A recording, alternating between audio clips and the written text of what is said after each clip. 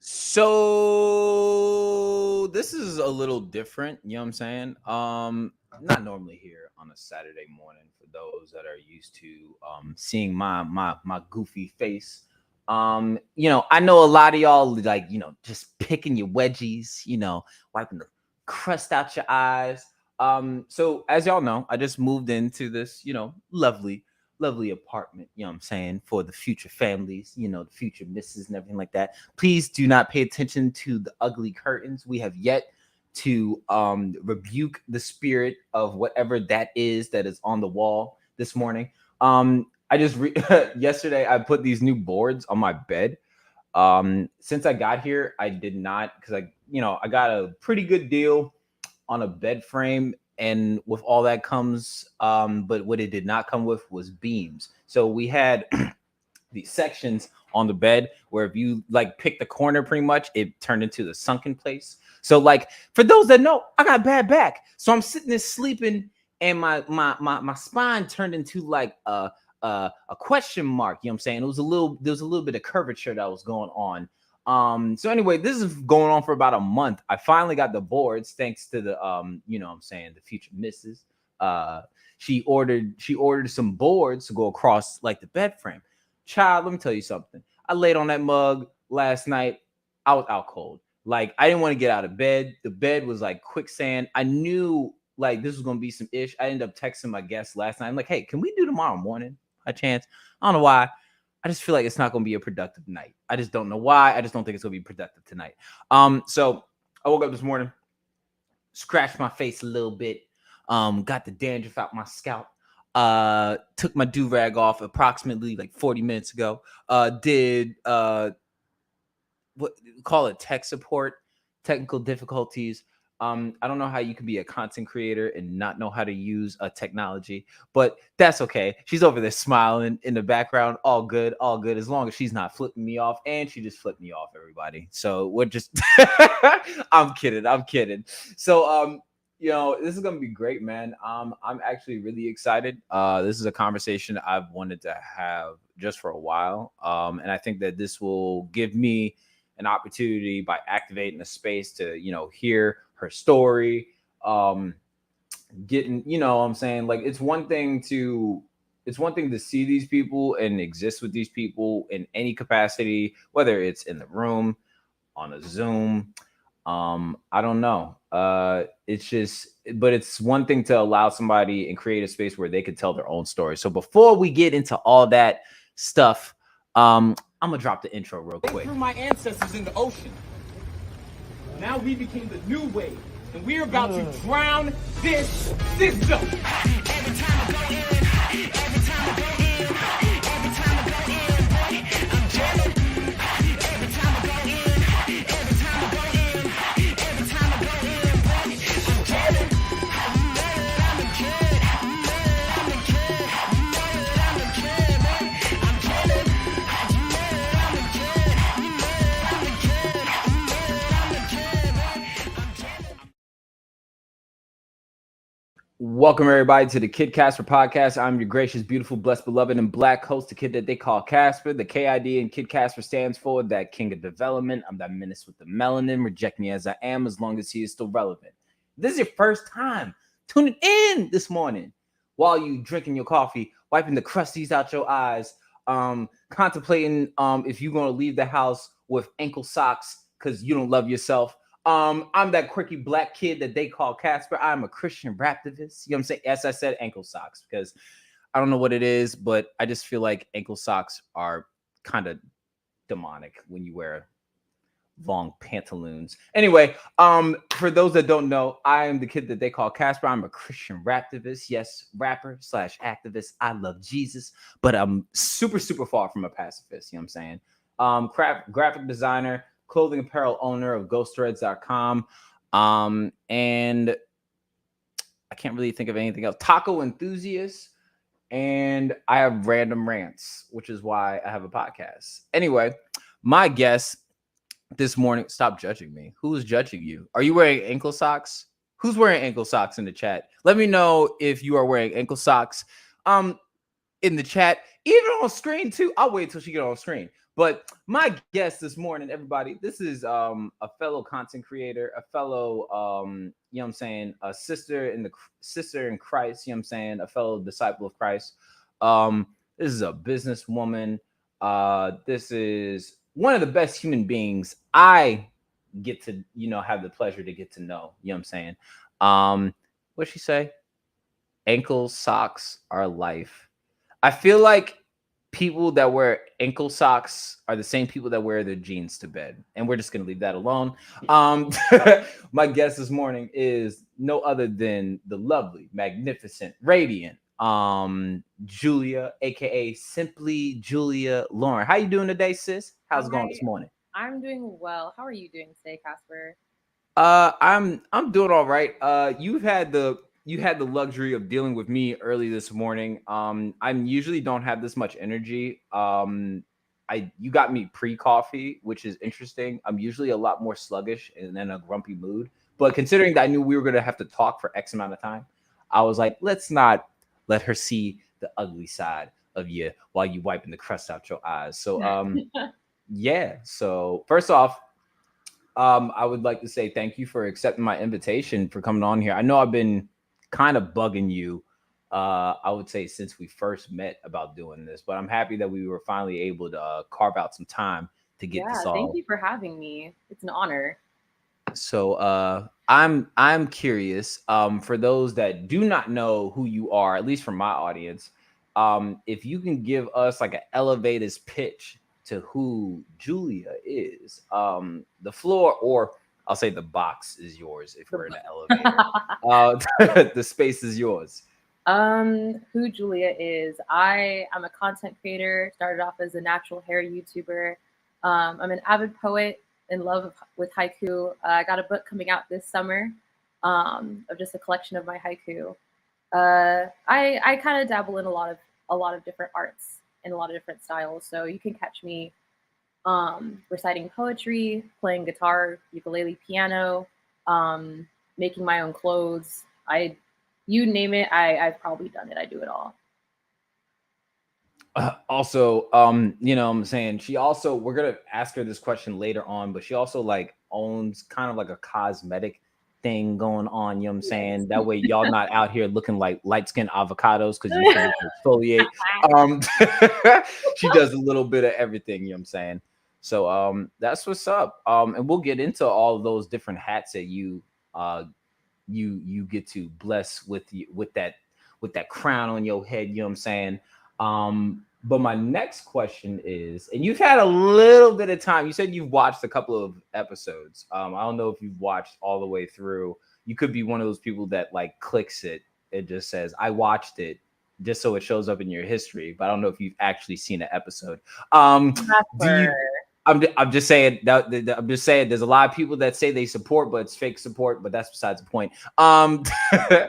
My next question is, it's super, super intense. If you had to pick your favorite Disney princess, what would your favorite Disney princess be? You had to ask me that? Tiana. It's who? Tiana. Oh. From Princess and the Frog, the black one.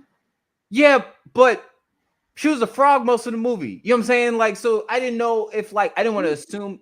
I guess it's kind of technically a tie between Tiana and Rapunzel. Gotcha. Yeah. I was like, I've had people say Cinderella, but Brandy. You know what I'm saying? So they made that dichotomy. You know what I'm saying? Like they've made it very clear which one they was talking about. You know what I'm saying? So okay. Okay, that makes sense. But no, I'm still gonna have to go because I feel like I relate more to a combination of Tiana and Rapunzel, because as far as Rapunzel goes, I'm just as free-spirited as her. I don't know if it's like the Californian in me or what, but I'm just as rambunctious as she is. But on the other hand, I still have my wits about myself, and I am a business owner. So gotta go with Tiana. You know what I mean? I feel you. Because the black one is the business owner. That's what gets me. Gotcha. And she ain't need nobody either. You know what I'm saying? No, exactly. She's safe and strapped herself. I love it. Absolutely. So this next question will kind of let me know how much cooler you are than me. But hopefully this will let me know. So please be gentle. Oh my gosh. If you had to pick a starter 6 Pokemon set to go against the Elite 4, what starter 6 Pokemon are you going with? I don't know. Seriously? I was not prepared for this question. Nobody is. That's the best part about this podcast. And it's been so long since I've played. Who would I? Oh man.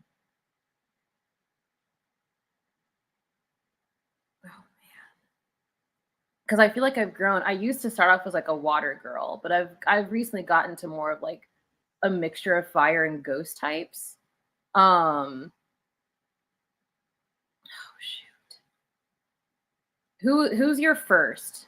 My first, if we had to go on different regions, I would have to go with, if we're going off of Johto, I'd pick like Totodile. He's the like little blue dude. He's the blue like crocodile that shoots water. It's like, Oh, I remember him. Yeah, he's like sorry.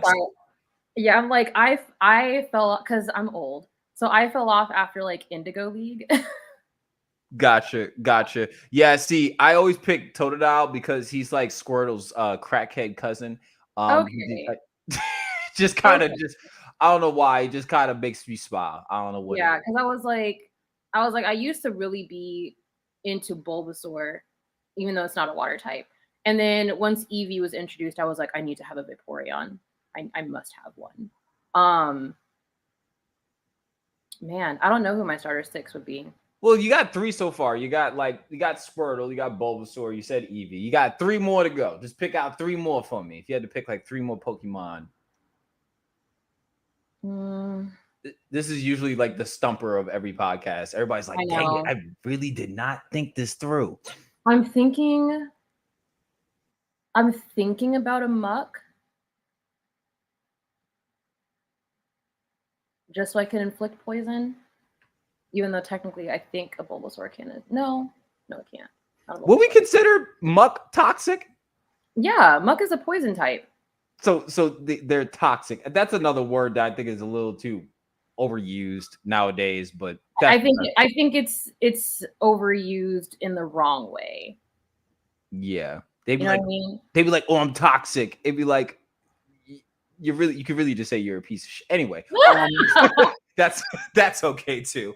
Did I reach 5?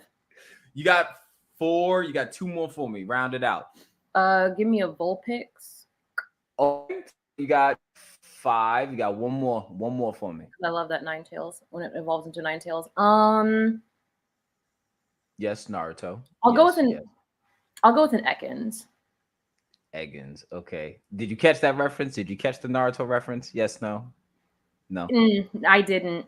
I fell for Naruto. You really are cooler than me. Like you got your hair all locked up, and you did. So okay, in my flight defense. So I was watching Naruto when it first came out, and then I think around the 2nd season, my mom like walked in and saw the opening to Naruto.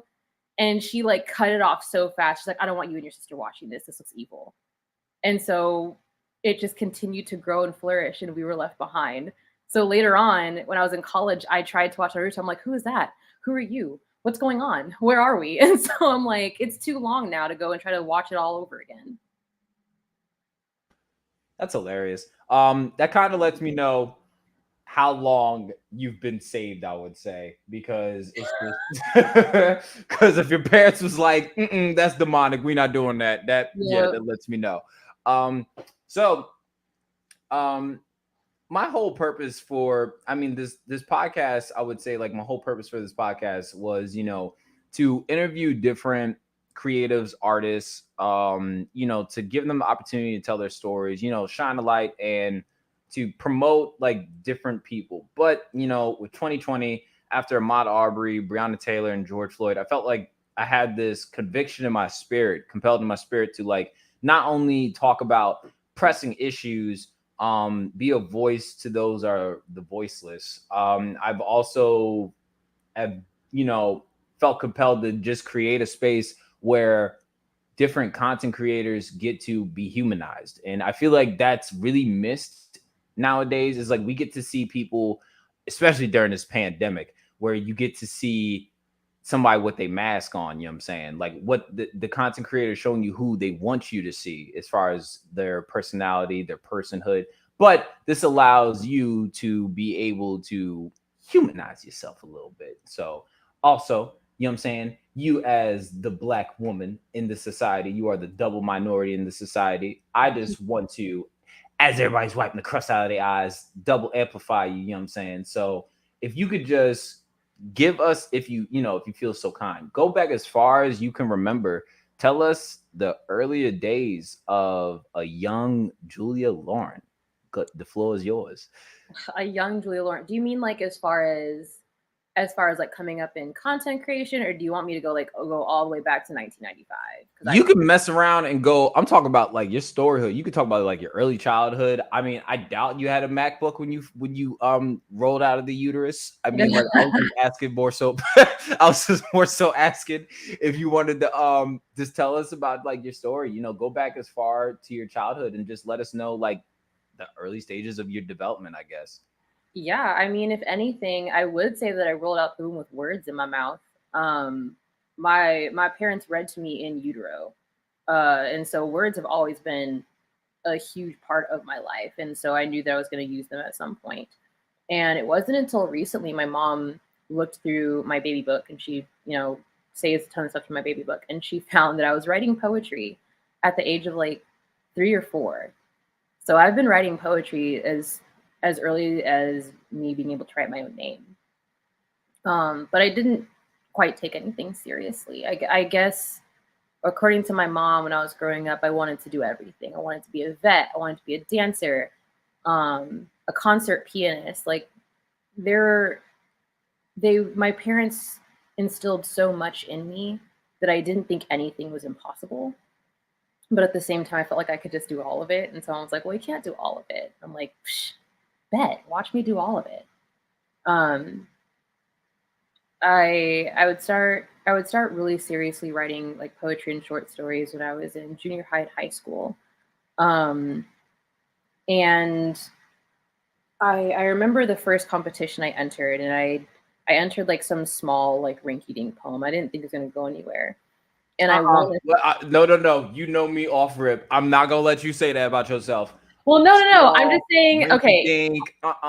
We don't minimize greatness. So it ain't small. It ain't rinky dink. You know what I'm saying? When I look back on it now, like you can, if you compare that poem to any poem I have now, you can definitely see where I've grown.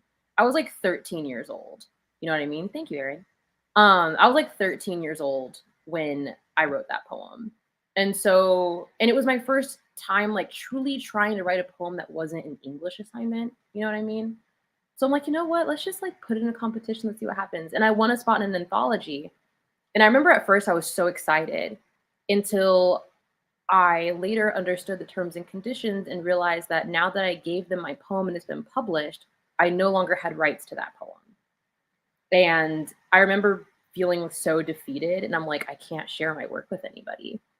And so I would continue to write and just keep it on the back burner. I'd keep it in my pocket. I had a little poetry book in the back of my closet, and that's just where all my poems sat collecting dust because I was too afraid to share it with anybody. Fast forward to maybe like my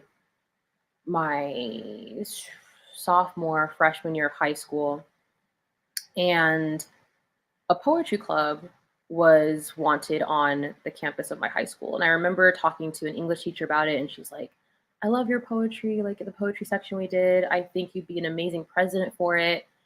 And I don't know why, but I sold myself that I wasn't good enough. And so I declined. And later after I graduated, the poetry club was made without me. I was very sad about that. I went into college and there was a poetry club on campus, so I decided to join.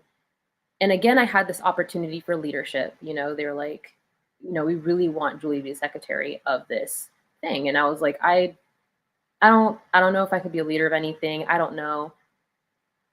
Literally every single person except one voted for me. The only person who didn't vote for me was the person running against me. And so I got the position and I stood up and I thanked everybody for the position and gave it to the girl who ran against me. Because she had been in these kinds of clubs and leadership and whatnot, and I didn't know what I was doing and I was scared. And I remember regretting it because apparently she didn't do so hot. And so I prayed about it and I said, Lord, if you ever give me the opportunity to do this again, I will do it. So fast forward 7 years, I moved to Texas and I meet somebody. I meet this guy on Instagram and he's like, yeah, I'm a writer. Like, I really want to start this writing club. And I'm like, no way. Like, I'm a writer too. I've always wanted to be a part of a community because I don't feel like there is one here. And after a ton of conversations, we decided to create one. And then he looks at me, he's just like, but I gotta let you know, like, I've got a lot on my plate. So if this happens to be a thing, like, you'll have to run it. And so I said, you know what? I prayed about this like 6-7 years ago. And so I guess this is God saying that I'm going to run this. So here we go. And so now I would say the co-owner because he still has his hand in it. But I'm the co-owner of a little writing group here in Waco, Texas. Call it little one more time. Wait, little one more time. Okay, I'm sorry. Well, I say little as in number. We're still trying to grow. Unfortunately, the time that it had finally launched was in the middle of 2020. Okay, so I understand. Never mind. Yeah, so everything was kind of yeah. So I say little as in like the number was really small. We started out online, which isn't exactly the best when you're trying to curate, you know, a group of people and meet, you know, every other week. And then when we finally, you know, were able to meet in person, there were still some concerns because of COVID and whatnot. So it's little as in like on a really, really good day, we might have 10 people show up, which is still great. It's amazing and it's very organic and it's very natural. But sometimes we only have like 2 or 3 people, and it's still nice because we're able to be more intimate with each other. And thankfully, just at the end of last year, we got picked up by our local university. So Baylor University found out about growing pens and has been helping to pay for events and whatnot. So now we're a college writing group. So that's been a lot of fun. As far as YouTube goes, I think it was my freshman, sophomore year of college that the natural hair movement started to really pick up speed. And I remember wanting to be a part of it just because I wanted to know what my natural hair looked like. I'd never seen it before. I'd been relaxed since I was 2 years old. And I remember asking my mom, like, I really want to go natural. And she's like, nah, I don't know. I don't think so. Like, this is the way we've always done it. And I want to make sure that you get a job, you know, because we're conditioned to believe that the more European you look, you know, then the better you have in a chance of society. And so I'm like, no, I want to do this. I got to do this. She's like, fine, go ahead and do it. So I tried to grow my hair out, but she didn't believe in like cutting your hair. I'm so sorry, Mom. So I waited until she flew to Texas we were living in Arizona at the time. I waited until she flew to Texas to take care of her dad. And then I scheduled an appointment for my 20th birthday to have all my hair cut off. And I did it. And I called her later and I was like, hey, I cut my hair. And I could hear the disappointment and the anger because she's a Black mom. So she sounded calm. You know what I mean? So I was so scared. And so she's like, send me a picture.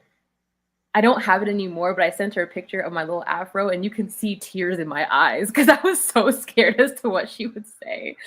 But she said that it wasn't that bad. And so I was like, I want to share my journey with other people. And so I just started making random YouTube videos about my hair, about saving money, and people wanted to see my hair more than that. So I became a natural hair YouTuber. In 7 years, I grew my hair down to my tailbone. This past December, I cut it off because I was so happy that I grew my hair out that I over straightened it, overheated it, damaged it. So I cut it all off and starting all over again. But yeah, I still continue to just make content. in the hopes of inspiring other people, not exactly to do what I'm doing, but to be whoever God created them to be, you know, because I love content creators who are doing their thing and inspire me to want to do my thing. And that's the kind of content creator that I want to be.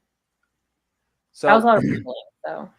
something that I'm curious about, and just so I'm kind of like picking your story apart, just so I can have you dive in a little deeper. It seemed like in the early stages of your like childhood, as far as development goes, like you had a sense of confidence instilling. You said that your parents used to like always, you know, provoke greatness out of you. Mhm. Yet I've noticed that like when you talk about getting in these different spaces, you're always like, I know how good I am. My parents tell me how good I am. I know the skills I have in myself, but I think I'm gonna give the mic to somebody else. Where do you think like that feeling of like, I guess like rather give somebody else the opportunity, where do you think that comes from for yourself? I would love to honestly see a therapist, and hopefully they'd be able to help me figure that out. Even when my parents talk about it, my mom's just like, I don't know what happened, but one day you just felt like everybody else was better than you. And I never was like that until maybe I was in fourth, fifth grade. I just felt like I've always been competitive. I'm still competitive. But back then I was so competitive that if I didn't get 100%, I was beating myself up. And I guess I don't know if like one day someone did better than me in a subject, or I just didn't grasp a concept very well. And it just, I don't know. I don't know where I started believing it. I don't know if somebody in class, I don't know if my mom praised someone else. I don't know what it was, but something happened and it was just like a light, like a light switch. And just, I started believing that I wasn't as good. I was still competitive, but then I started doing the things that I liked to do or that I know I was good at so that I could continue to try to have that feeling of confidence. And it took a minute to realize that I'm good regardless. And that's what, since about what, 3 years ago. So I don't know. I honestly don't know what happened. I feel like there was an event or something, and I just don't recall what it was. So I remember there was this interview I was watching a while back. I'm trying to remember what it was. I think it was this is a guy named Brandon Marshall. Yep. This guy named Brandon Marshall. He has this podcast called I Am Athlete, and he was doing this panel of like these two black women, and one of the things they said was, we don't like black girl magic, you know, it's dehumanizing because then it makes it seem like the things that we do is like mystic or witchcraft. But if a black woman does not have imagination, she has no hope in this world. Do you feel like at some point that you, I guess, like you stopped imagining, you know what I'm saying? You stopped like, I guess, imagining like greatness within yourself, while like I would say just growing up in your development, because you said that yes, you know, you had this confidence instilled in you in a very young age in the home, but it seemed like once you left, you forgot everything that was taught to you. Did you feel like you in some way, shape, or form like lost your imagination? I wouldn't say that I lost my imagination. I would say that there might have been a time uh, at which it became, or I thought it became unattainable.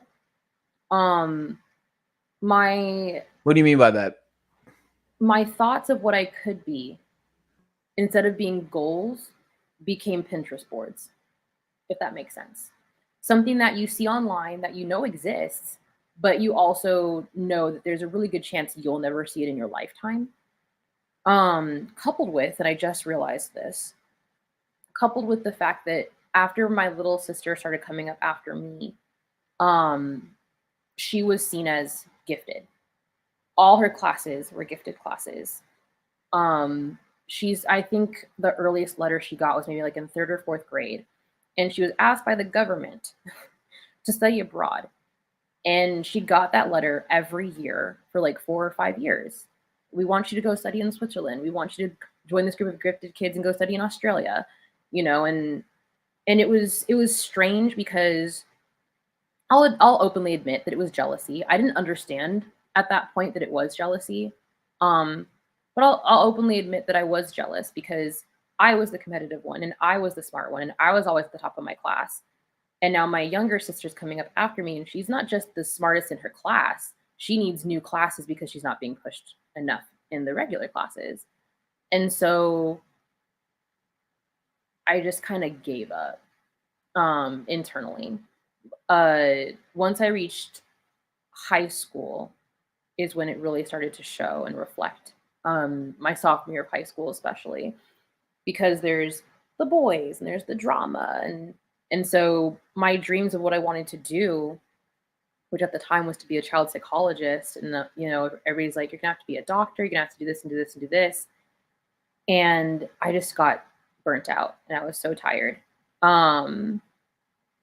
Minimization of my goals and myself. I began to feel like I wouldn't be able to reach it.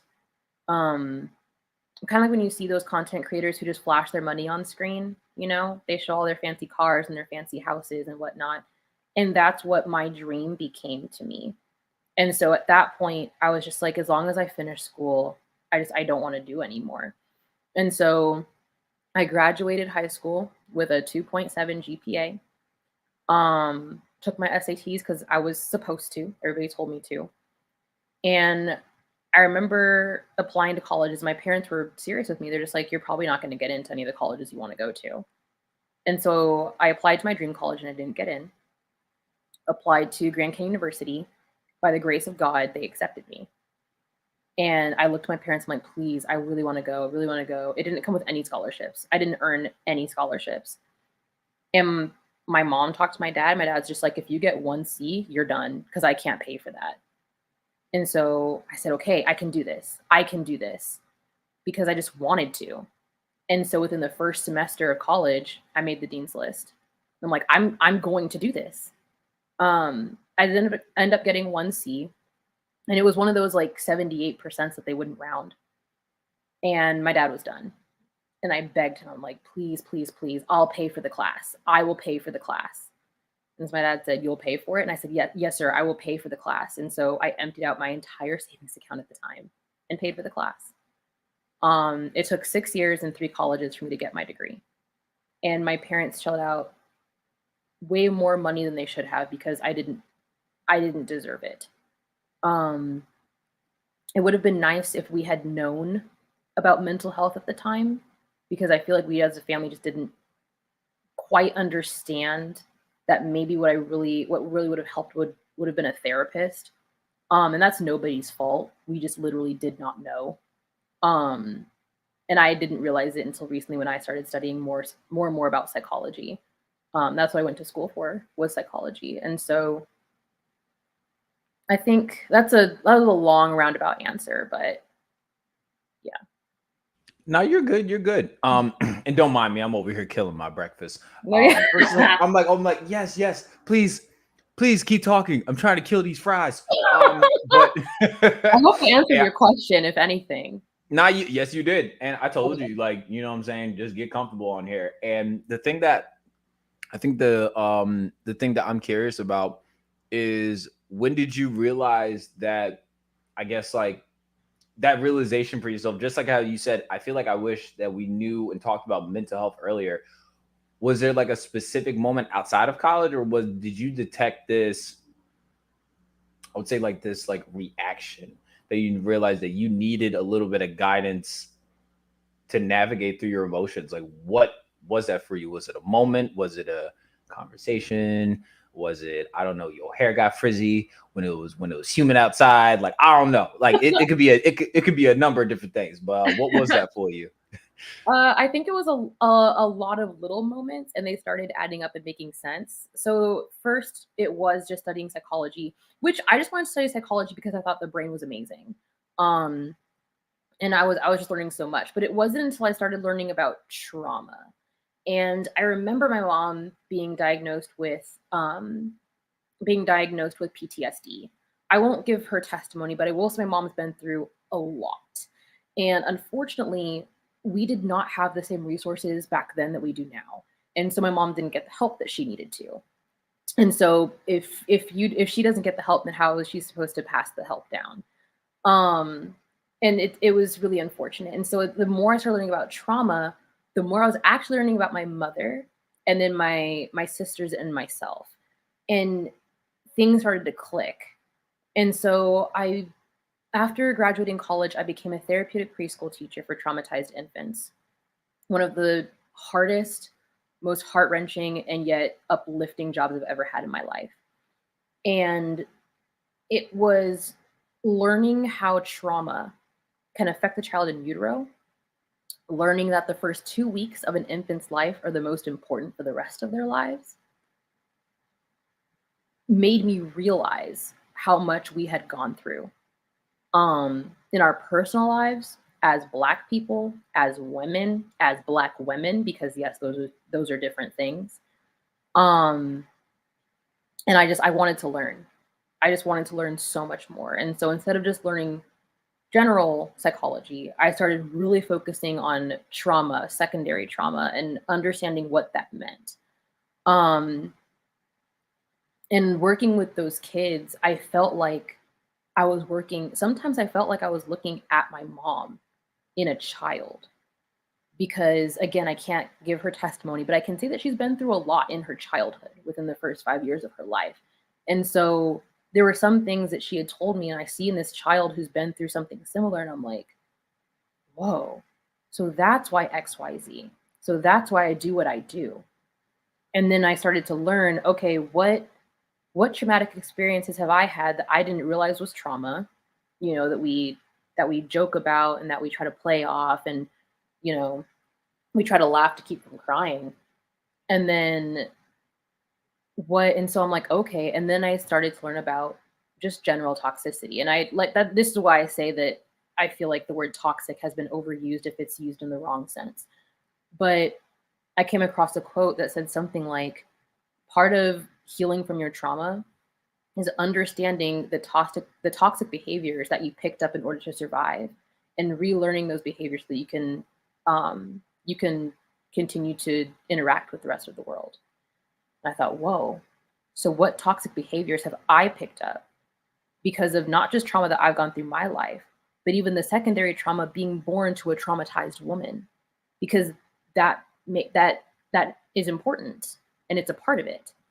So it's just little conversations, or I would say something that I thought was normal, and I was in a room full of people who have studied trauma far beyond me, and the room would get quiet. And I would notice like, oh, that's not normal. And so I wanted to really speak to a psychologist. When I was working as a therapeutic teacher, there was a psychologist on staff that I was able to talk to, which was nice because of the nature of our job. And so that was my first kind of introduction to therapy. And then once I left that job, I did find another therapist, but therapy is expensive. And so I was only able to see her for about a month and a half. So I'd like to go back to continue to flesh out some things that I've learned over my life. But I would say, instead of just like a random event, it was a bunch of little conversations and a bunch of little happenings that started to add up and make me realize like, oh, this, like what I'm going through right now, this is not normal. Yeah, I feel that, especially like I'll share something with you real quick. I remember when I first started dating it got dark in here all of a sudden. My God. Like let me hold on real quick. Let me see if I could. There we go. I don't know why. I looked like an unlockable character on a video game or something for a second. I don't know. But I remember like when me and Comrade first got together, you know what I'm saying? And like I would have like conversations with like her and her kids. And like it was funny how you said like as you were engaging like children at work, that like you were helping children cope with their own trauma as they were going through things. And it felt like God was also working on you while working on them through their own trauma. It's just funny how sometimes you could end up finding your healing while simultaneously trying to get somebody theirs, you know what I'm saying? And it's just weird how that works, because it's like, it's the equivalent to like, it's the equivalent to like when you I would say like even when you do, you know what, like a black light, right? You know what I'm saying? And I say Yeah. like a black light, like you expect them to just look at this one item. You're like, oh, let's see if this got some residue on it. You know what I'm saying? And be mindful, y'all. Be mindful. Keep your mind out the gutter. It's 11:32 in the morning and Eastern Standard Time. Relax for a second. But like when you look at a black light, it shows you things that you were looking for and things that you didn't even know were on the surface. So sometimes when you are helping somebody navigate through certain like turbulences in their life, you'll start to notice like the very things that you can relate to them with, and then you're just like, oh, if they need work, then I need work. Yeah. Oh, got it. So it's like, then you have that awkward drive home where you're just like, I don't got it all together like I thought I really did. Got it. But I think that discovery is beautiful still in a sense, because it's like, okay, I didn't realize how far along I was. However, I'm happy I know that, and it was made known to me, because that lets me know that I have somewhere to start from. So Exactly. I'm happy like that there's a name for it. It was the first time that there was a name for it. It's called trauma. And I was like, oh, okay, that's great. Let's work on this. So yeah, you're just like, oh, all righty, great. I have one of those too. Awesome. But yeah, man. And one thing that I am curious about, because I don't know if I ever actually asked you this question. This would be, and I don't know if you have this documented on the interwebs anywhere, but I am just curious.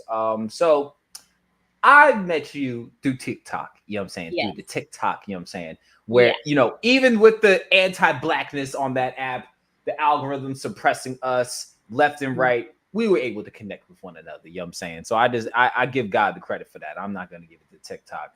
And I don't think I actually heard this from you, but I am curious to hearing like your testimony. How did you come to, and I can't say realization, because it's like God had to be known to you, but when did you know you wanted a relationship with God? Can you tell us, if whatever you feel comfortable with sharing, obviously, can you share with us your testimony this morning? You know what I'm saying? Testimony. That sounded weird. Testimony sounds like somebody that's taking the exam right before a funeral. I don't know. It just sounded a little, I don't know. And I don't know why my brain worked like that fast. And this is a freestyle, but don't mind me. I'm weird. So I know that I was like kind of raised in the church. My parents became Christians when I was about 5 or 6 years old. Okay, you said kind of raised. Like, we talking like every Christmas? Every Christmas, no, we weren't Easter. EMCs. We weren't EMCs. We weren't EMCs. No. Gotcha. Yeah, no. We went. So we went. We tried. We found a church. It was a Black church, and it was great. And my parents became Christians, and they wanted us to be Christian too, because obviously, you want to spread the word of God. And so my faith didn't start out the way like organically. It started out with my parents like, trying to tell me like what God is, like, trying to create this this understanding in like a 5-year-old's mind. And so like, God, is this great big being, and he created you and he wants to be your friend. Don't you want that? And you're just like, yeah, because you're 5 years old, you don't understand anything. But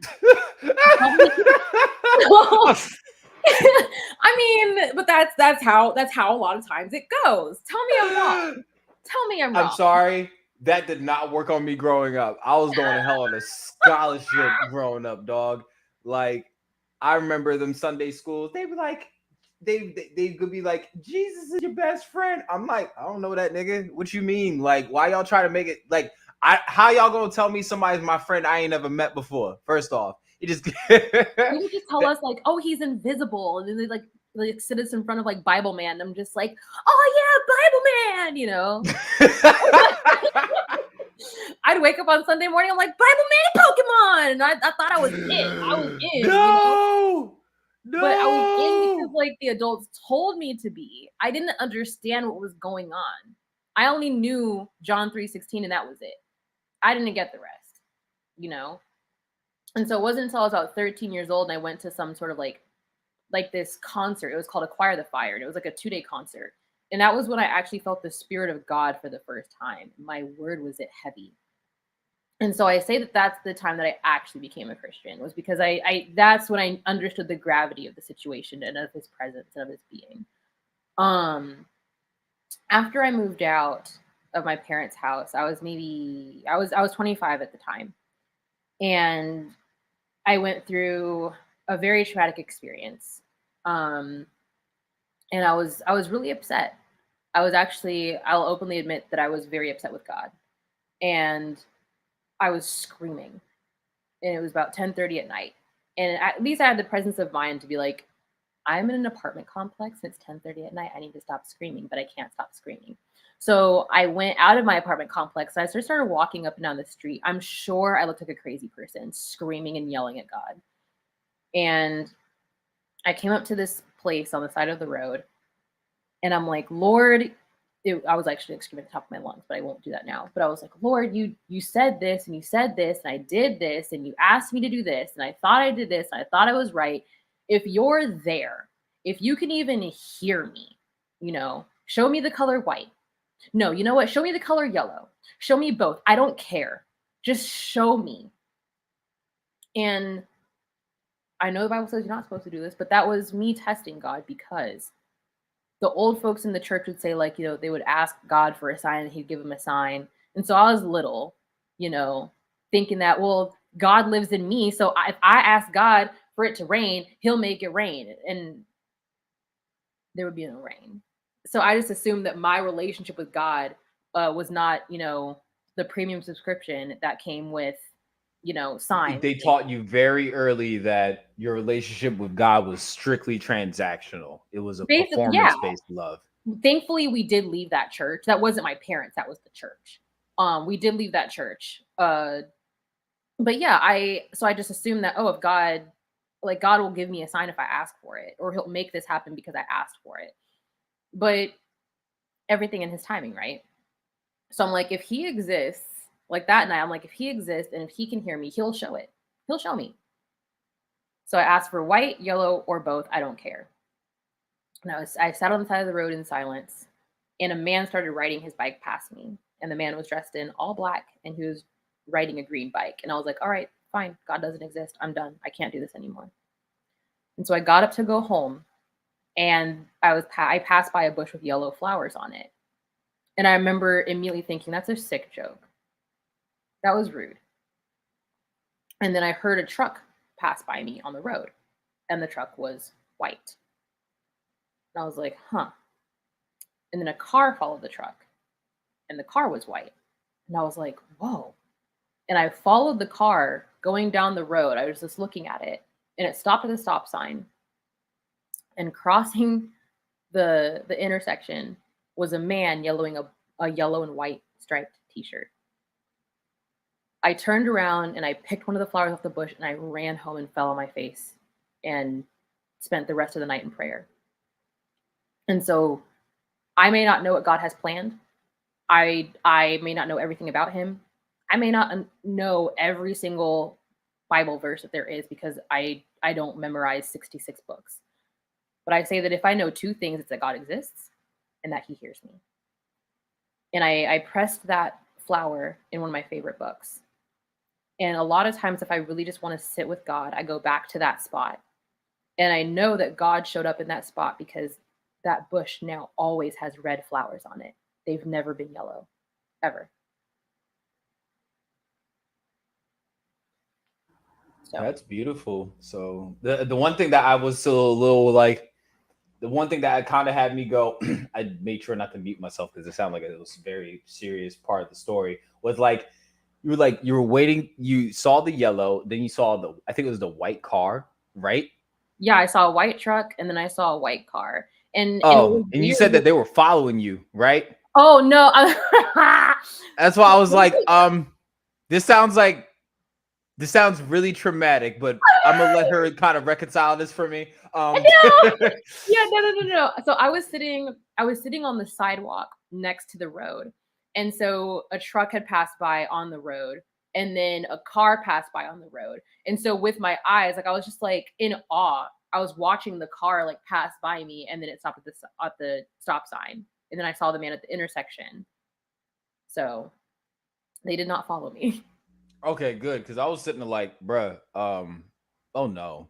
I was like, if she tells me she found Jesus after she got kidnapped, her faith stronger than mine, bruh. Wow, yeah, it wasn't one of them stories. It was not one of those. Look, bruh, let there be traffic, my guy. And I'm like, Jesus, I'd be like, God, I'd be like Jesus on the cross. I'm like, why have you forsaken me?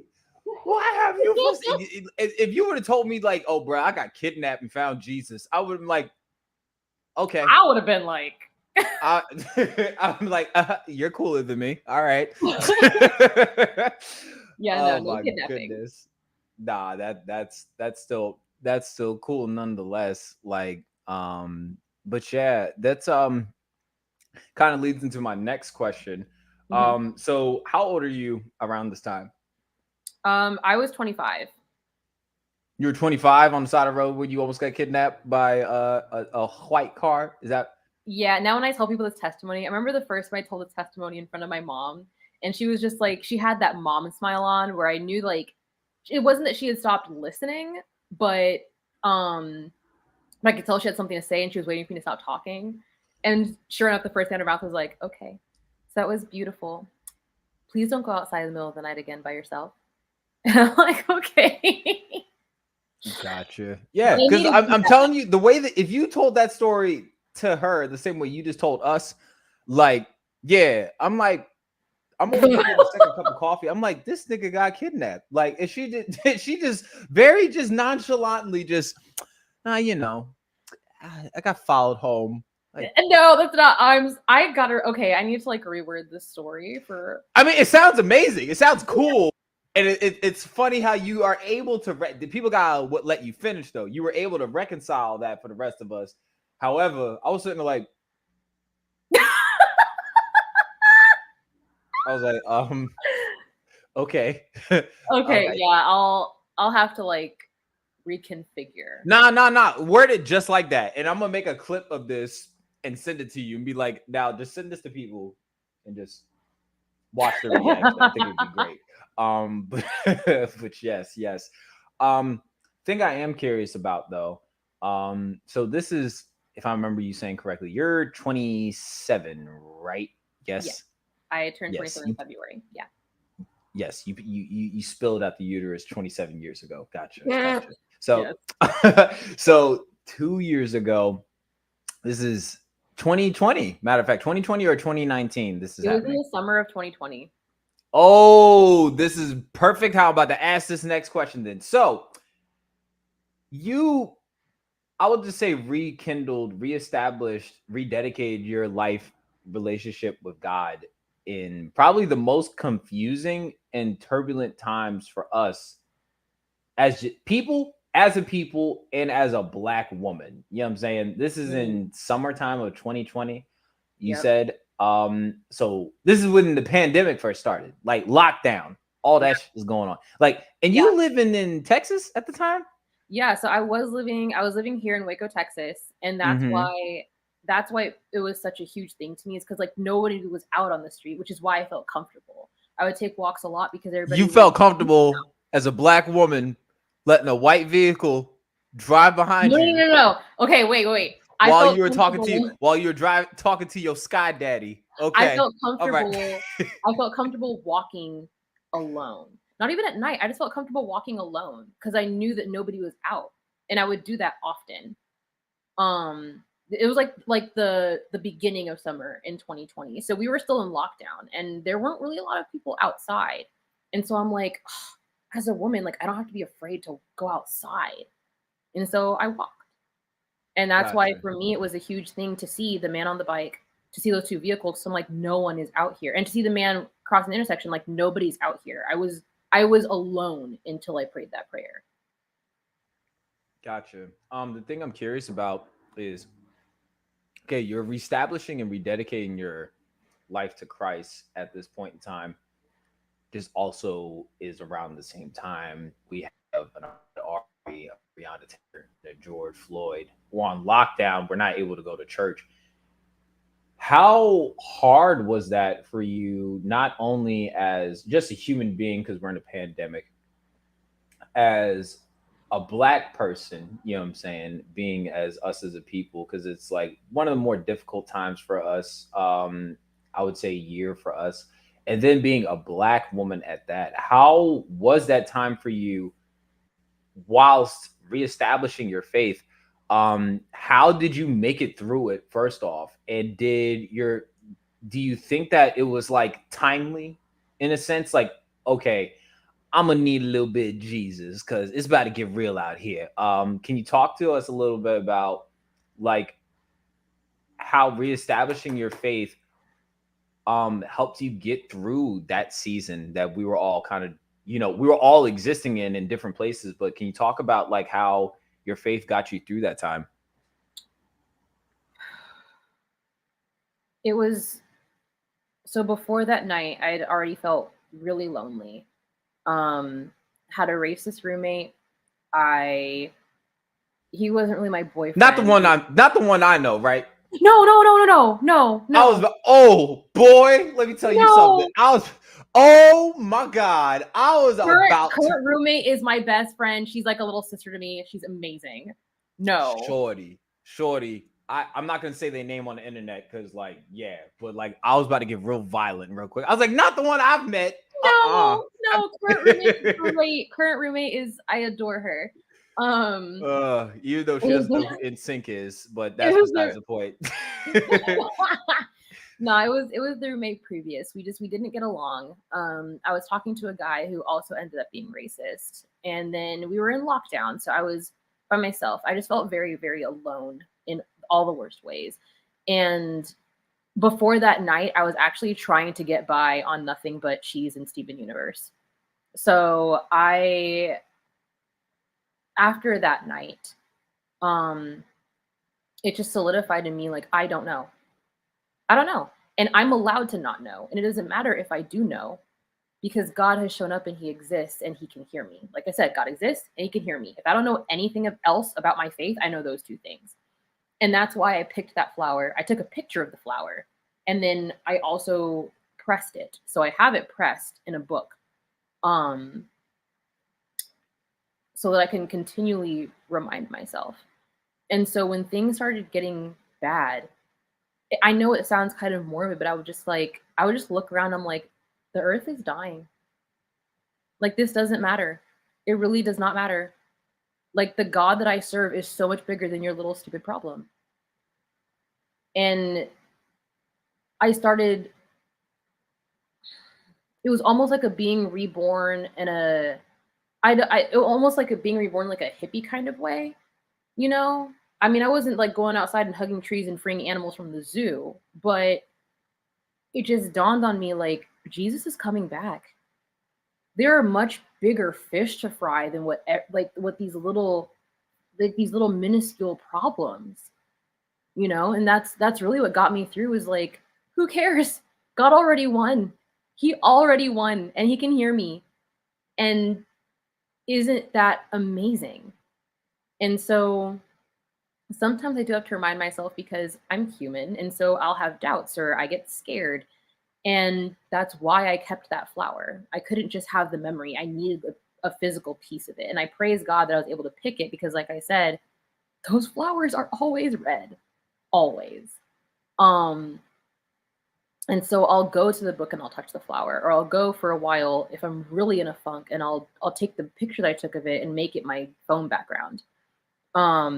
Just to remind myself that you're allowed to ask and you're allowed to scream to the heavens if you need to, but remember that he already won and you've decided to be on his team. So that means that you already won, but winning isn't always easy, but you already won. So calm down. And it sounds really simple. And I think my faith makes it sound simple, but a lot of times it's not. And so I've been able to tell people this as well, especially like recently I've been going through a lot of financial struggle, to the point where I felt like at times like I was drowning. And there would be times where I'd be able to sit, and I'm just like, I need to sit in God. I just need to sit. And so I'll go out on my balcony, and I have no technology, just water and fruit. I call it like photosynthesizing, and I'll just sit in the sun with my water and my fruit, and it's a weight, it just lifts off of me as I think, you know what? Money is tight, very tight, but God already won. It's all his anyway, and this earth is going to end. And what is money? What is it? Who cares?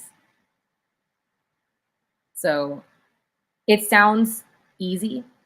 I think the reason it sounds easy is because I have so much faith. I understand that. I think one thing that I think a lot of people would like to know is, how are you able to, I would say, like, yes, you could give the, we'll call it the generalized, the generic, oh, because God is good.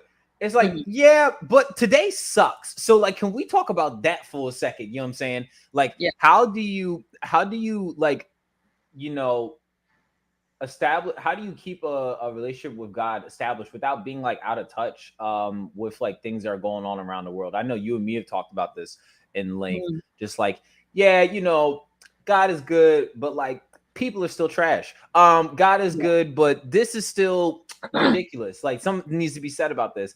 How is it? I don't know how to describe it. Like, some people, I like to say, I call them, this may not be nice.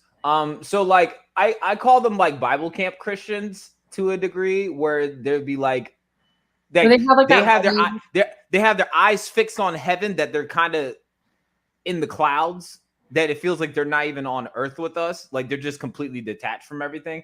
How is a way that you can have your eyes fixed on heaven but still be cognizant to like what's happening down here on this ghetto rock we call earth? I mean, I will say that it's been difficult, because at first I would just completely shut off. But my mom would always teach me, and I know I talk about my mom a lot. My dad is present. My mom is just the talker, and my dad's not. But my mom would tell me, you know, if you don't understand what's going on in the world, then you don't know what to pray about. And that's true. So I had Hold on, that sounded like food. That sounded like food for my soul. Soul food. Can you say that one more again, please? One more time. If you don't know what's going on in the world, you don't know what to pray about. And so it was after actually reading a book on boundaries, and I'm like, oh, again, I'm like, we have a name for that. I need to learn how to do this. And so it took a long time, because I didn't even think I needed to create boundaries for myself. I thought boundaries were a bad thing, and I didn't know that they were actually very much needed. And so I had to find the boundary of where I can take in enough information so that I know what's going on, I can pray about it, but also not overindulge and then end up just upsetting myself and then losing faith in humanity, or losing faith even in the Lord and what he's doing in these times. So there are some times where I do have to just detach completely. But instead of doing what I used to do, which was like over a month, maybe I'll do it for a couple of days. So what I've had to do was, I don't watch the news. I'll take tidbits from what I understand from various places on social media, and I'll take it from the news sources, and I'll read the articles myself. And instead of trying to always contribute to the conversation, I've learned how to just listen to the conversation. Just because I have an opinion doesn't mean I need to share it, which always got me into trouble in the past. Because then in sharing my opinion, a lot of times I'll understand that I don't know the whole of the story because I didn't take time to listen. So I've had to watch, just like sit back and watch, only take in as much as I can, and learn how to shut it off when I've reached my limit, and then give it to God and just say, at the end of the day, this is yours. This sucks, but it's yours. That's hard. It's very, it took a long time. It took years. It took a long time. But I've gotten to the point where I've been able to do it. So for example, and I don't want to completely talk about it because it just ticks me off. But the whole thing with Will Smith, Chris Rock, and the Oscars. I remember first hearing about it. I didn't see a lot of memes for it because I detached for a couple of days. So I saw about it. I saw a lot of different opinions. I did have 2 conversations about it with 2 people once I was able to actually accurately have my own opinion about it. And then I just got tired of seeing it because even the people I talked to about it, it wasn't that they didn't see where I was coming from, but I felt very belittled by what they were trying to tell me. Which one had come back and said, like, that's not what I was trying to say, yada, yada, yada. But I just had to detach, and I'm like, Lord, this is yours. It doesn't matter. These people don't even know me. And I'm spending too much time focusing on this small matter that's going to be forgotten in a couple of months when I should be focused on you. And so I detached from social media because it takes a while for, it to flow through. And then I don't see it anymore. And it's over. Yeah. And I think like another thing too is sometimes it's hard to I wanted to, well, that'll be a topic for another day. But for myself, I feel like it sounds like the way you describe it, it's like, to be like Jesus and be in the midst of people, be, surround yourself by people. And just like, as you said, your mom said, to not know what's happening around you is not knowing, you're not really going to know what to pray about. So I absolutely get that. However, there's also those times where even like God calls people like Elijah into a cave where he's just like, bump all them people for a second, get in this smelly little cave when it's raining, you know what I'm saying? And I'm gonna need you to just chill out here for a second, turn the volume down on everything else around you and just tune into me, listen to my voice. I feel like that is necessary because there does need to be a sense of balance because you can sometimes become overwhelmed on everything around you. Mm-hmm. And just like, there's this analogy, I think there's this meme I saw, it was referring to the Titanic. It wasn't until there was a hole inside of the vessel that the circumstances around it started flowing within that vessel and it drowned it out. And then there's other times where it's just like, okay, but if you're detached from absolutely everything, how can you impact anything? You know what I'm saying? So knowing that balance is important, and knowing when you need to park your boat, I guess. I don't know if that's even, I don't even know if that's the right terminology. And I live drop near anchor, the Chesapeake maybe? Bay. I don't know. I'll say park your boat. I'll say park your boat. It just sounds funny. I don't know.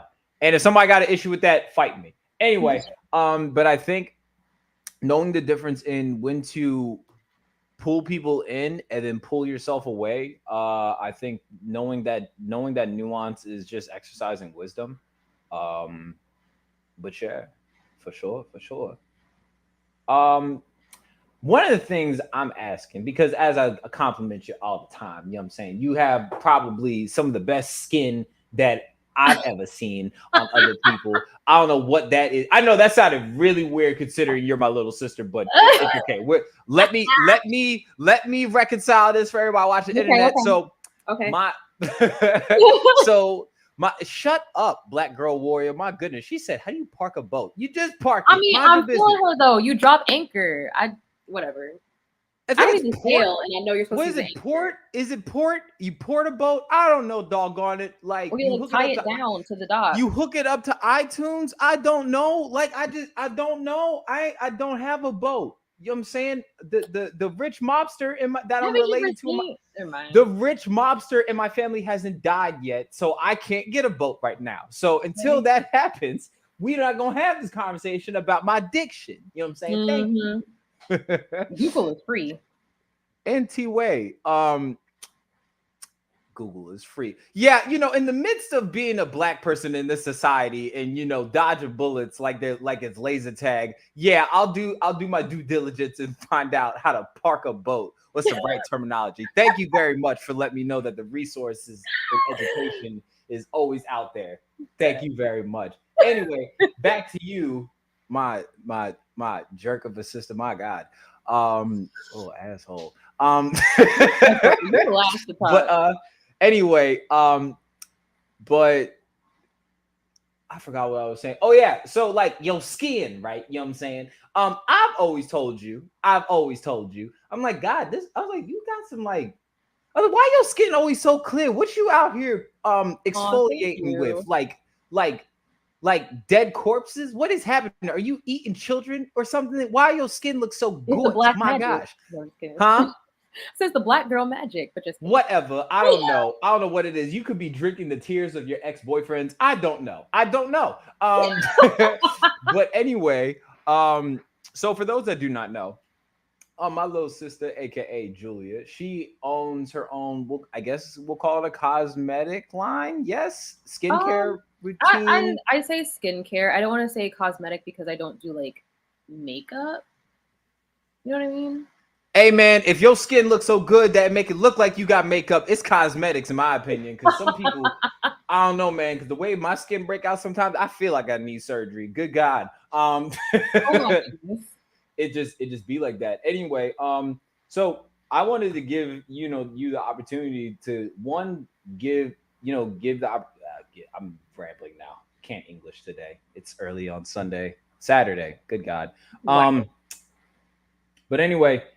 I wanted to, give you the opportunity to tell people like a little bit about your business. Don't you call it no small business. It's a business. You put big work into your small business. So therefore it's not a small business. Don't play with me. Not only talk to us about what made you want to get into the skincare, I guess we'll call it skincare, and the name Solomon's Muse. Yeah. Talk to us about that. So I'm just going to put it out there right now. If I ever call it a small business, not because I'm belittling myself or my business, it's just the fact that I'm doing everything myself and it's just tiny because it's starting out. But Jesus was one man and he performed many miracles. But I don't think the Son of God. Yeah, but he was also one person. The Son of God and God in the flesh. Yeah, but you are made in the image and likeness of God. So whether you are one person or not, you could be one person that has big impact. So no more of this small stuff. Yeah. I pulled your baby hairs. Go ahead. Talk about yourself. Thank you. Anyway. So I have 3 sisters and all of us have varying levels of eczema. My 2 youngest sisters have it really, really badly to the point where they'll actually like crack and bleed in summer and winter. And I remember the youngest sister, my mom would actually take her to, because hers I think was the worst. So she would get taken to the doctor and she'd have to be prescribed like these different medications and whatnot. And either it didn't work or it smelled terrible and barely worked. And so I wanted to create something that would work for all of us. I've always been into natural things. So like, for example, like my hair care, I make all my own hair care products. And I try to make them as natural as possible. I'm like, we can. Dang, you really are cooler than me. Damn it! Like I'm just sitting there, I'm just sitting there listening to you, and I'm just like, bruh, like. I was like, she really is cooler than me. Damn, like that's not true. That is not true. Yes, not in the slightest, bruh. What? I mean, go ahead. Keep talking about yourself. I'm just gonna let you know I'm out. You're out here changing lives, and I'm making shampoo out of plants. Please. Man, there's people that don't even know how to use deodorant yet. You out here making you out here making the shampoo out of plants, right? You know what I'm saying? Like, I don't want to hear that. Stop it. Stop it. Take your flowers, black woman. Thank you. Thank you. All right. I thank you. But yeah, I wanted to create something that wouldn't irritate them, that would actually work. And so I started doing my own research and I learned about the magic of shea butter and cocoa butter. You know, my mom would say, oh, you just need cocoa butter. Like, that's what we always used. And she brought out Palmer's. And it's like, because it's not pure cocoa butter. And I'm like, so then why does it actually, like, it doesn't work though.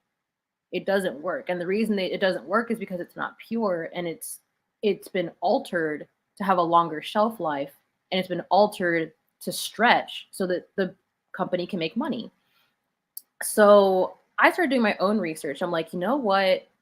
What if we just used regular shea butter?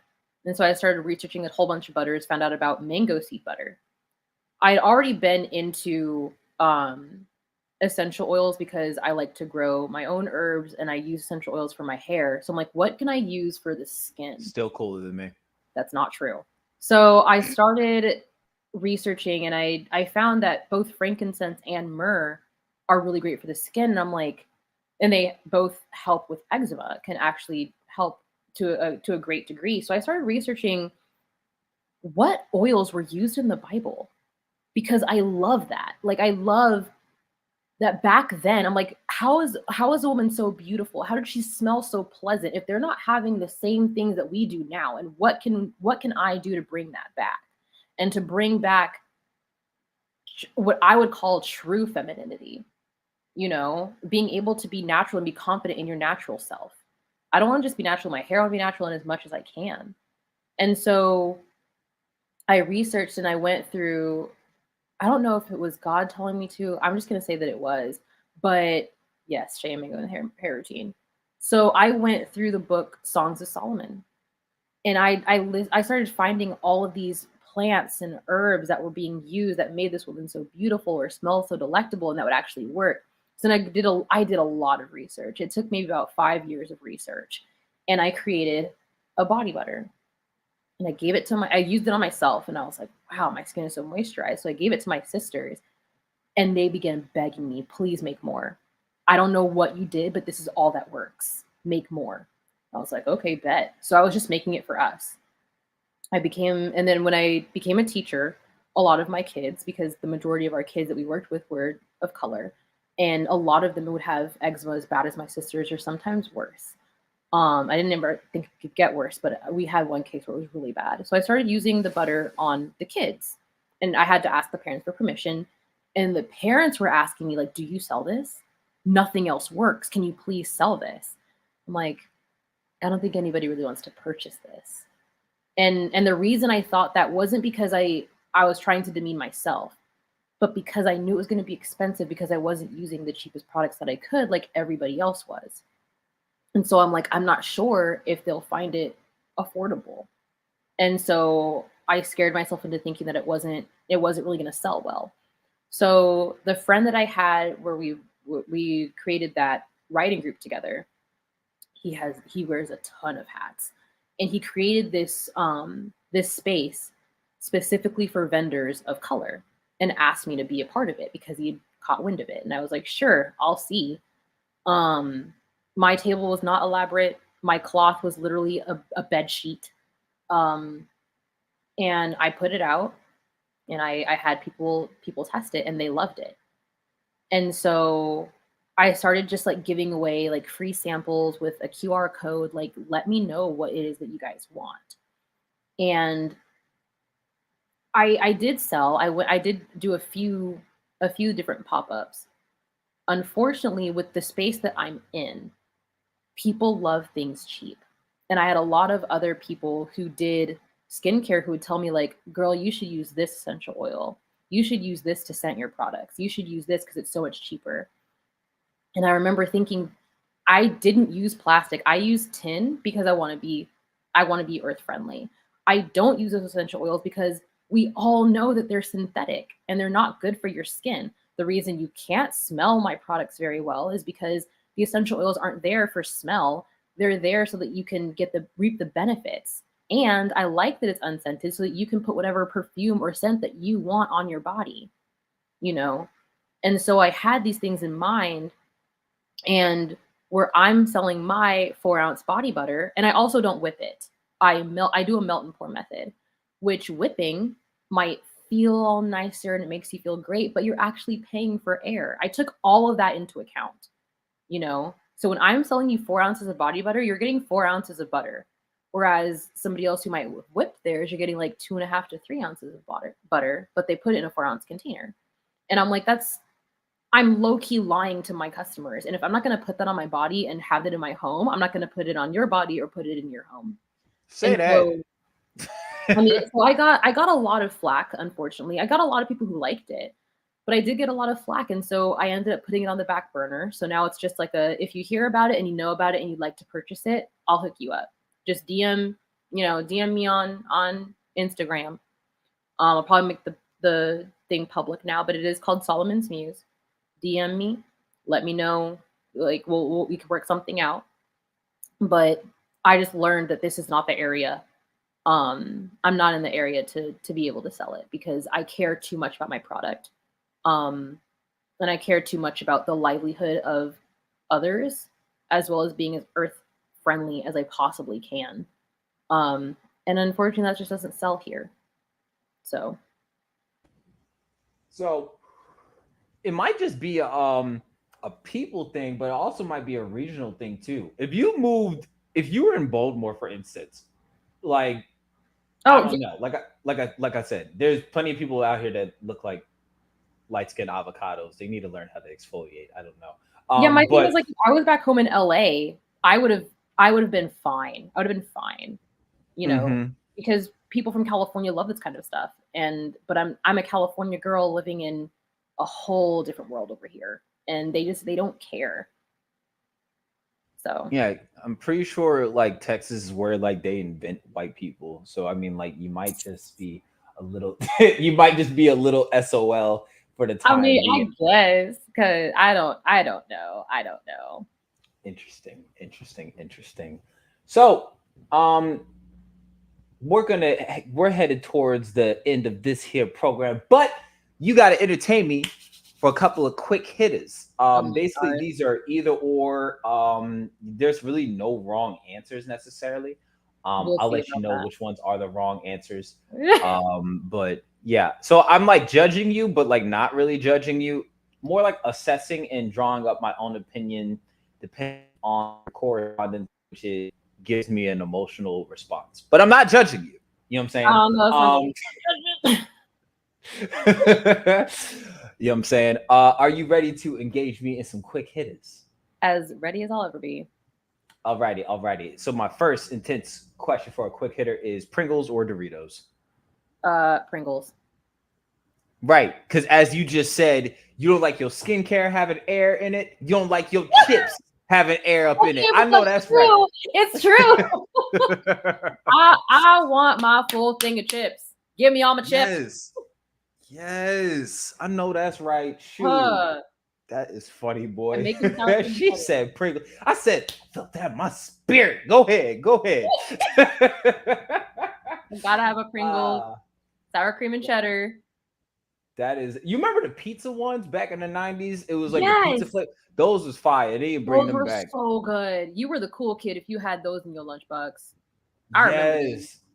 My goodness. Let's see. Starburst or Skittles? Starburst. So you clearly never had a cavity in your life where you had to take your you never had a cap removed trying to get a doggone Starburst out your teeth. Okay, like when I was a kid, I actually liked to just suck on them. I could just suck on a Starburst all day and then like lightly chew it, because it would, like, the first time you ever have a Starburst, you're just like, oh, okay, I'm about to yank a tooth out of my face. So I just started sucking on them. Interesting. Yeah. So you were like, you rolled out the uterus like an old woman, just like eating Starburst like a lozenge. Eating Starburst and writing poetry straight out the womb. Straight out the womb. You know what I'm saying? That's interesting.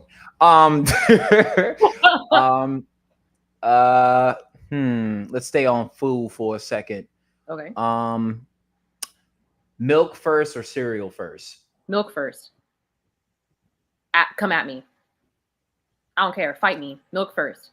I knew I liked you. See, I put milk first, and people say that I'm demonic. I don't understand. I don't get it. I don't get milk in first. I need to know how much liquid is going in my solid, firstly. And then secondly, I ain't got time for my solid to be getting soggy. Thank you. Oh my God. I love the shit out of you. I want everybody to know that. Like,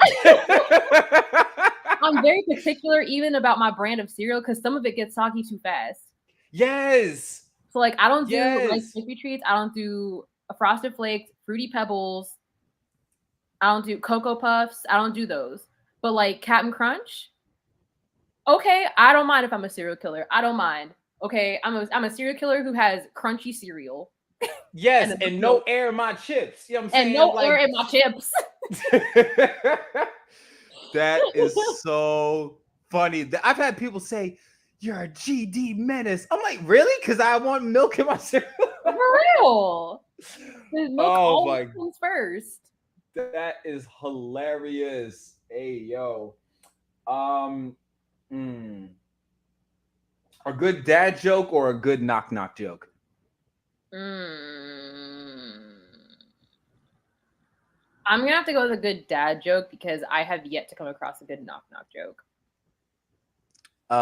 So last night I had a dream that I was a muffler and I woke up exhausted.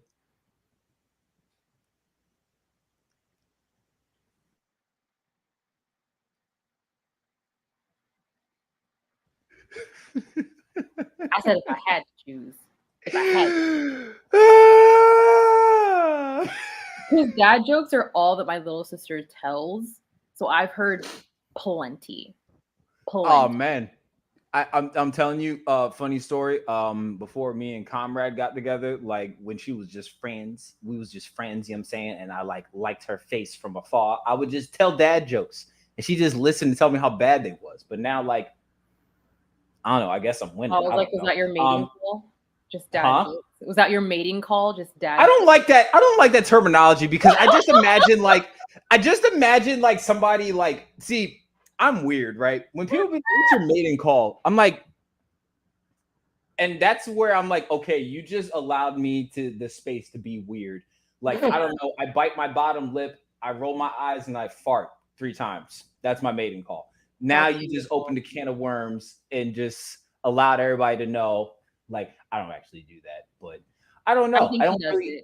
I also don't know what flirting looks like. I'm socially awkward. You know what I'm saying? I'm a social vegan. I avoid meat. Like, this is the most conversations I've actually had with people because of this podcast. Oh God. Now I can't shut up.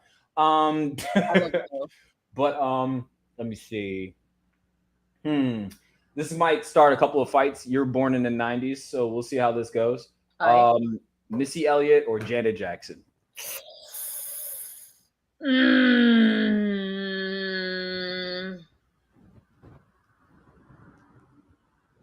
Missy Elliott.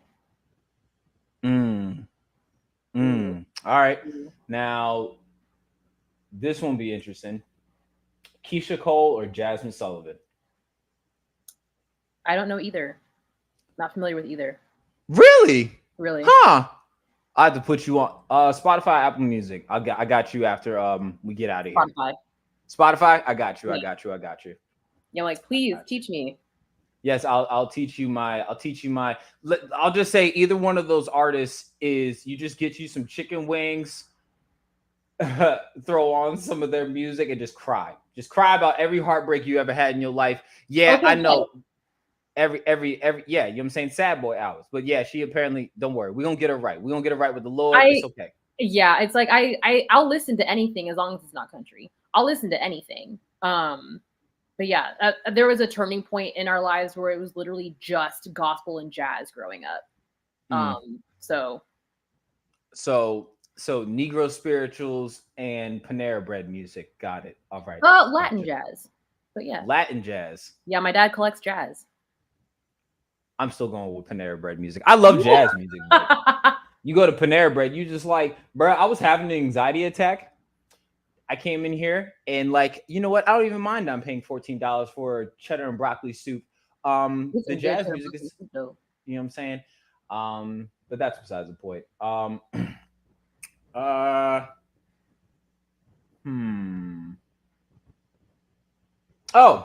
I never asked this question, but considering you're from the 90s, I think this would be interesting. Was there ever like a toy you wanted as a kid that you never could have got? Now as a functioning, I don't know how functioning, as a functioning adult, if you could buy that toy today, would you buy it? So what is it, and what is that toy you couldn't have when you were younger?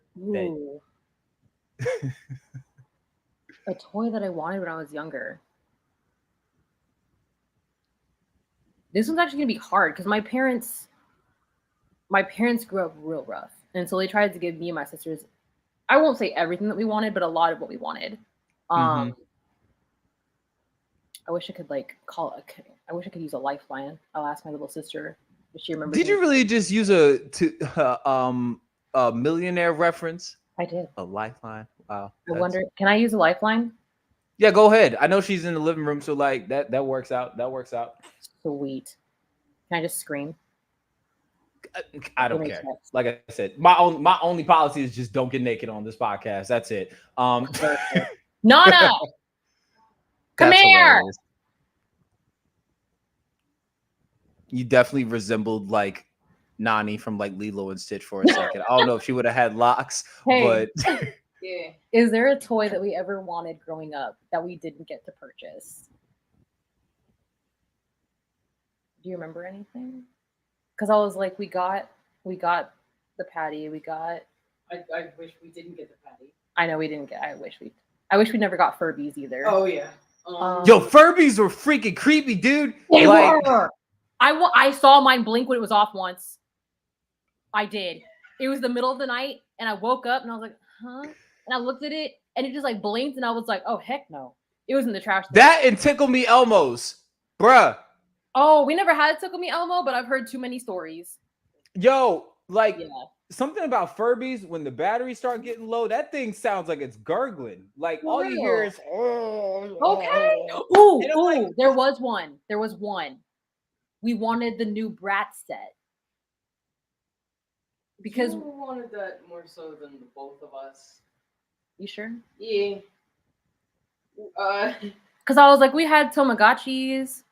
I remember when we were kids, they had them little things that you would put on your feet and slide on the carpet. And we wanted those. Mom was like, no, that's too dangerous. We got stairs.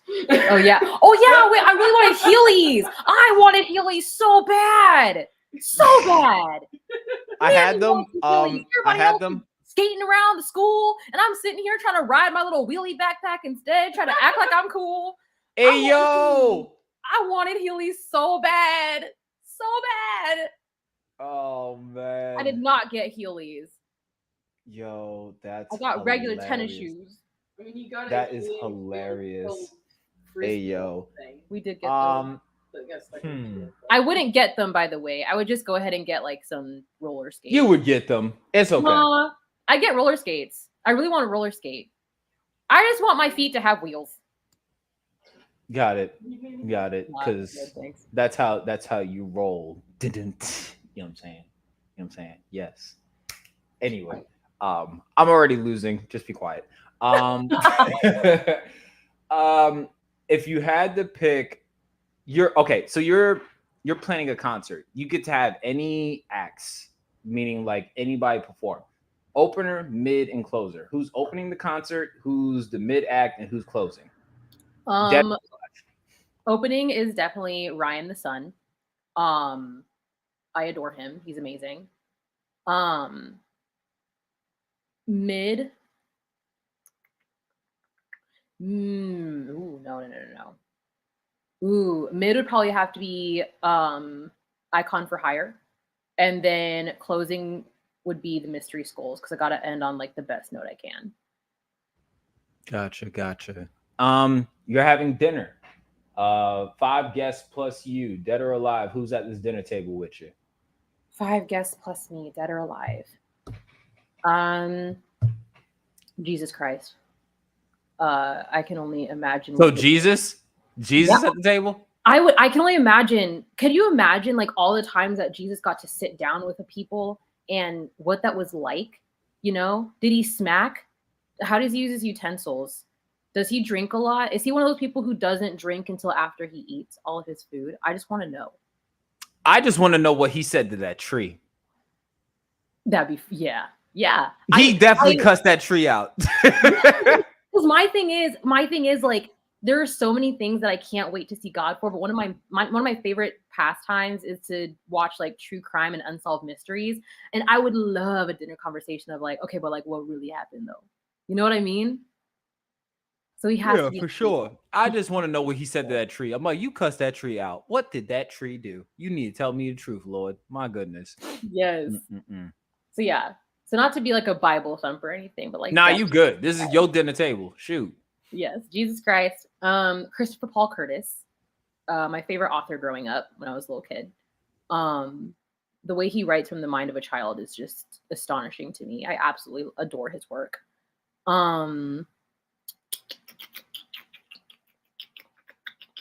Rosa Parks.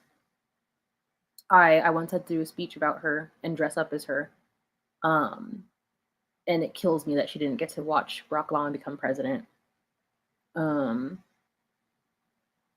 Let's see. I've got 3, right? Yeah. Jesus, Chris, and Rosa. Anybody. I'd have you, Casper. I'd like to meet you in person one day. Aw, man, that might be the best and worst day of your life. My goodness. That is hilarious. I'd have to say you, and then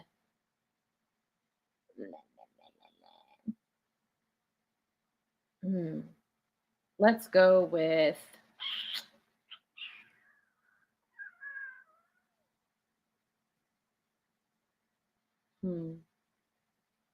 this is hard. I only have one more seat. Wendy. No, you and Wendy can't sit at the same table. That would be amazing. Like, me, Wendy, Jesus, Rosa Parks, and what's the dude's name? Christopher Paul Curtis. Okay. Yeah, that'd be great. I'm kidding. Don't invite Wendy. I'm gonna make her cry. I'm like, yeah, no, it's gotta be you or Wendy. And I gotta pick you because I haven't met you in person yet. You know what? Let's go with Jane Austen. Woman ahead of her time. All right. All righty. And my last and final question is, if you would like to see anybody on the Kid Casper podcast, who would that be? But your answer has got to be somebody you could help get on here. Like, you have a way of getting them on here, essentially. Ryan the Sun. His name is Ryan Thomas, but his stage name is Ryan the Sun. He's an amazing writer, musician, activist, and Christian here in Waco, Texas. He's actually the one who helps me run Growing Pens, and he has his own business called Clyde Creative, where he gets creatives around town and around Texas a lot of times to get together to feed off of each other in their crafts. He definitely likes to bring like people of color together, so he really inspires me, and I'd love to see him on here. All righty. Thank you, my sister. You know what I'm saying? This was dope. If you have anything coming up as far as like what's coming up in the works, I'm leaning in front of my microphone. Like, I don't know how this works all of a sudden. If you have anything, future projects, things that causes and campaigns, whatever you would like people to like, you know, be glued in on, what do you have coming up in the future that you would want people to stay on the lookout for? The floor is yours. For sure. So I'm still creating content for my YouTube channel. Things are actually going to go a little bit differently. I don't actually want to be a natural hair YouTuber. I just want to be a YouTuber. That's why I changed my name to Simply Julia Lauren, because I just want to simply be me. So I'll be creating videos about my life, more of my poetry specifically. I've been asked quite a bit of times by people around to finally publish my haiku in a collection. So hopefully that should be coming out this summer, is a poetry book from me. You guys can find me online anywhere at Simply Julia Lauren. But yeah, I think Instagram is like where I'm most active. So if you ever want to like slide into my DMs and just like ask any question, I'll answer just about anything. But make sure you love Jesus. Yes. Yeah, and make sure that you, and this got to be said, especially for my, you know, anybody, just make sure you use white washcloths. Don't be sliding in my sister's DMs and you don't use white washcloths. I don't know what it is. People that don't use white washcloths don't love themselves. White or black, If you don't use either one of those, we have issues. I just assume that you don't. Agreed. No. Agreed. And deodorant is essential. You know what I'm saying? Cleanliness is next to godliness. Let's not look unfamiliar in the eyes of the Lord, because like just a lot of people have been out here doing the. I had a guest on here. And I go to school for theology, right? I had a guest on here on Wednesday, and she was like, "Oh yeah, I did the Daniel fast for prayer 2022." I was like, "You did the Daniel fast?" She's like, "Yeah." I'm like, "You do realize the Daniel fast requires you to not wear deodorant, right?" Like, I thought there were different editions of the Daniel fast, because that's something I've never heard, is the no deodorant thing. Yeah, and I was sitting there like, there's been a lot of people in this lifetime that have been doing the Daniel fast. They whole talk on lives. Wow, I've never heard of the no deodorant. Yeah, and I just thought that was funny. I found that opportunity to be like, there's been plenty of people that's been doing the Daniel fasting, because that's nasty. Now I will say that I switched to natural deodorant, and it does work, because I will openly admit that I sweat like a pig. But sweat like a pig. Like a pig. It's really bad. But I switched over to a natural deodorant, which is awesome because it doesn't clog my pores. There's no like horrible chemicals in it, and it actually works. It holds me all day. I love it. Interesting. And you're not out here smelling like the dryer lint after a long day. You know what I'm saying? Nope. I tested it by using I was living with my parents, because my mom is the first one to be like, "You smell like onions." So I just switched and never said anything, and she didn't say anything. So that's how I knew it worked. And then later when I was like, "Yeah, natural deodorant, this, because like I said, I want to be natural in everything I do." She's like, "Oh, that won't hold you." I'm like, "I've been wearing it for months and it has helped me." And she's like, "What?" And so she wanted me to put her on it and everything. So, Gotcha. Because I've smelled I smelled natural deodorant before, and it smells like earring backs, and I was like, "This is disgusting." I was like, "How in the hell could you poison somebody like this? This is not even close to right." But yes, I'm ignorant though, so don't mind me. Thank you, my sister, for coming through this morning. You're welcome back here anytime. If you have anything coming up in the works, or if you just want to come by and chop it up. We talk about like trending topics. We do I'm going to be doing some random things on this channel, like I don't know, like I might even, what I'm planning on doing, if I have like a big name like creative or something, I might open up the space for like a Q&A for like people to ask the guests. But you're welcome back here anytime. You know what I'm saying? I think this will be dope. But yeah, if you got anything in the works that you want me to promote, or if you want to come up here and just have it spotlighted, I don't know. You could read out that haiku book that you apparently writing. I don't know. You could share a couple of things. Matter of fact, that's our requirement before you go. Can you, if you got one in the cuff, can you share a haiku before you leave, my sister with the Q, please? I wrote this one called Words of Affirmation, which is my love language. And it goes, "Call me gluttonous. I drink your words and call it alcoholism."